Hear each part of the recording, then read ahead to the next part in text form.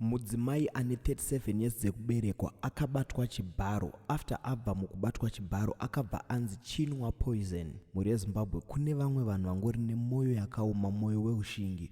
Unoti wabva mukurepa munhu, after kumurepa womuti chinwa poison ufe. Muri yeZimbabwe kusangana kwatiriita zvakare pachannel ino, channel yeZimutiness TV, yandinouya nema-updates akasiyana siyana.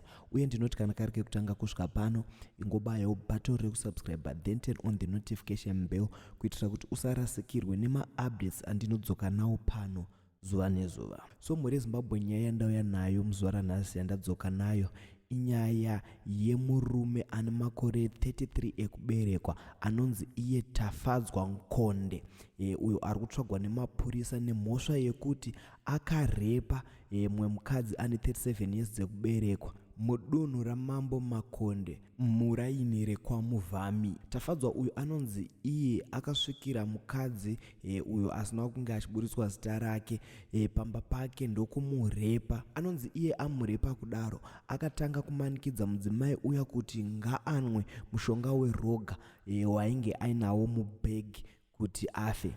Zvinonzi mukadzi uyu apedza kunwa mushonga weroga akazowanawo akamubatsira ndokumhanyiswa kuchipatara cheChinhoyi Provincial Hospital. Asi zvisinei amhanyiswa kuchipatara kudaro hazvina kuzoita mushe. Mukadzi uyu akazosvika iye pakufa, but asati afa akataura iye zita remunhu ainge amurepa amunwisa mushonga anova iye mukomana anonzi Tafadzwa Nkonde ane makore 33 ekuberekwa. So Tafadzwa uyu kutaura kwatiri kuitako ari kutotiza mapurisa atori mubishi rekutomutsvaga kuti vange vachimubata achitongerwa mutongo wake. Chiitiko ichi chakaitika nemusi weSaturday 31 August 2024. Asi mukadzi uyu akambokwanisawo kurarama kubva musi wa31 August kusvikawo musi wa2 September apo paakazoshayika ave kuchipatara cheChinhoyi Provincial Hospital. Tinongoti rest in peace murandakadzi, kwauri ikoko